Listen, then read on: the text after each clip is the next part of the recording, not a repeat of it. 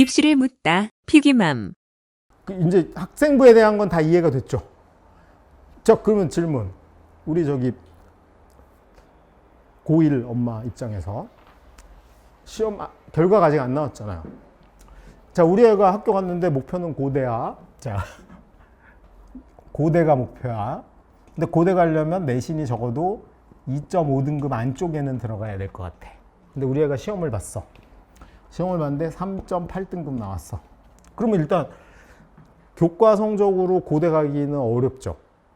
그러면 얘 입장에선 이제 교과 전형은 버려야 돼. 근데 학종도 보니까 비슷해. 학종은 한 2.8 정도까지 간 것 같아. 우리 학교 선배들을 해보니. 이성적으로는 고대 가기는 어려워. 그럼 이제 판단을 해야 됩니다. 논술로 보낼 것이냐, 정시로 보낼 것이냐. 근데 고대에 논술이 없어. 그럼 오로지 뭐밖에 없어요? 정시. 그러면 이제 전략을, 입시 전략을 세우는 거죠. 그래서 나는 정시 중심으로 가야 되겠다. 그러면 이제 2학년 때 선택 과목도 수능에 볼 과목 위주로. 나는 고대, 공대 가는 게 목표인데 물리 안 할 것 같아, 수능에서.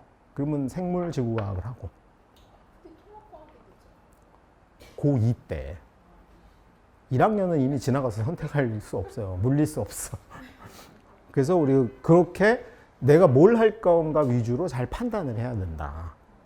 이거를 근데 보통 우리가 입시를 잘 모르고 잘 그런 상태가 되면 언제 알아요? 고3 때 아는 거지. 그럼 이제 다음 생에 고대를 가야 돼. 뭐 이런 일이 벌어지는 거죠. 학생부에 대해서 혹시 질문? 자, 그 다음에 수능에 대해서 알아볼게요. 수능은 등급, 표준점수, 가산점 3개밖에 없어요. 자기 수능 성적표 기억나시는 분? 양식. 아, 학력? 수능. 실례지만 몇?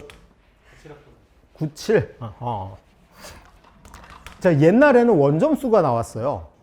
근데 요즘은 수능 성적표에는 뭐가 안 나오냐면, 수능 성적표에는 원점수가 안 나옵니다. 그리고 뭐가 나와요? 표준 점수라는 게 나옵니다.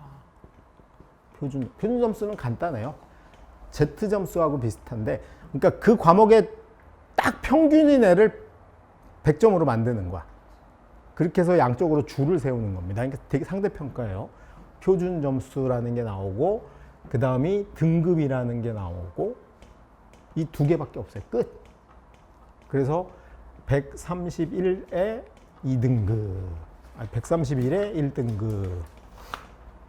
요게 작년 이과 수학이 131이 1등급이었어요. 요게 1등급 컷이었어요. 요게 원점수로 하면 92점인데 얘는 안 가르쳐줘.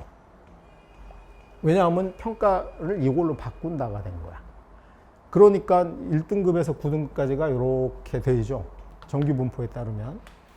제가 그림을 잘 못 그리지만 이렇게 됩니다.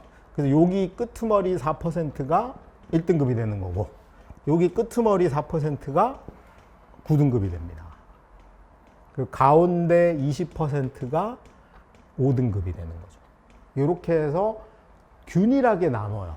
요거를 우리가 스테나인이라고 미군에서 가져온 거예요. 그래서 딱 비율대로 등급을 쪼개는 걸로 해서 요거를 할 때 여기 딱 가운데 있는 평균인 애를 중간 점수로 양쪽으로 분산시킨 거. 그게 표준 점수예요. 그렇게 간단히 이해하시면 됩니다. 왕초 보니까 뭐 수학까지 넘어가면 맞을 것 같아서 그냥 일단은 개념만 이렇게. 그리고 요거밖에 안 나와요.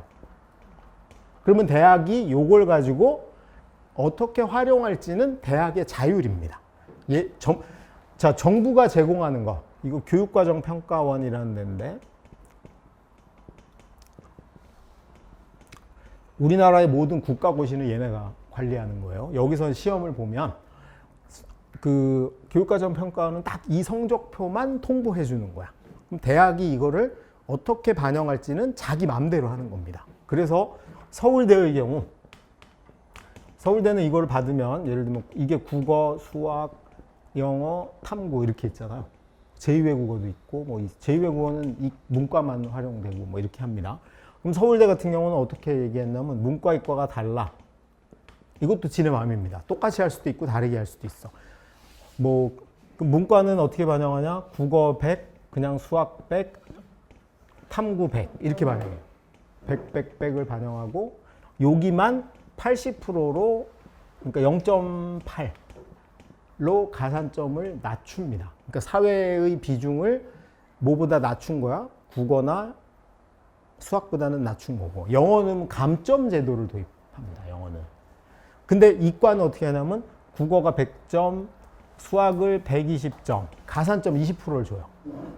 그리고 과학은 80점으로 환산해줘. 0.8%. 그러니까 서울대 이과에서 서울대 갈 애들은 국어나 영어, 수학을 잘하면 과학을 조금 못하더라도 가는데 불리한 점이 없어. 근데 연대의 경우 국어를 100점으로 하면 수학의 가산점을 50%를 줘요. 그리고 과학도 가산점을 50%를 줘. 그러니까 이제 어떤 애가 똑같이 점수고 290을 받았는데 국어를 100점 받은 애는 서울대 가는 게 유리한 거고 수학을 100점 받은 애는 연대 가는 게 유리한 거죠. 그래서 요 유불리를 가지고 나중에 내가 어느 대학 가면 좋을지를 나중에 이제 수능 끝나고 막 이걸 따지는 겁니다. 그게 이제 수능에서 쓰이는 등급, 표준 점수, 가산점 세 가지 요소예요. 우선 교과 전형에서 수능은 등급이 교과 전형에서 의미가 있다 없다? 있어요. 뭐에 쓰이니까? 수능 최저 기준이라는 게 있어. 수능 최저 기준. 그러니까 수능 최저 기준은 표준 점수 몇 점인지 안 중요해. 뭐만 넘기면 돼요? 그 기준 등급만 넘기면 돼. 그러니까 저거랑 비슷해요. 우리 사관학교 갈 때 막 체력도 시험하고 시험도 보고 국가관 이런 것도 면접도 다 해. 마지막 관문이 뭐야? 159가 넘냐 안 넘냐. 그 막 시험 전국 1등 국가관은 막 뭐 철두철미하고 막 난리도 아닌데 키가 158이야. 그러면 탈락이야. 딱 그 기준만 정하면 돼요. 159냐 200이냐는 안 중요해. 그때 오로지 요거 등급. 예를 들면 고대 같은 경우가 보통 2등급인데 고대 공대 가려고 막 했는데 수학이 3등급이 나오면 그것 때문에 떨어질 수 있는 거죠. 그래서 고기만 등급만 딱 쓰이는 거고요. 교과에서 표준 점수는 쓰일 일이 없고 가산점도 없어.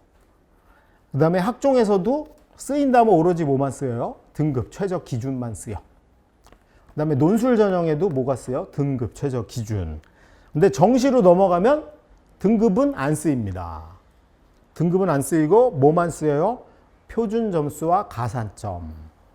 그러니까 수능이 우리 입시에 활용되는 거는 전형별로 이렇게 달라진다. 그거 이해하시면 되겠죠.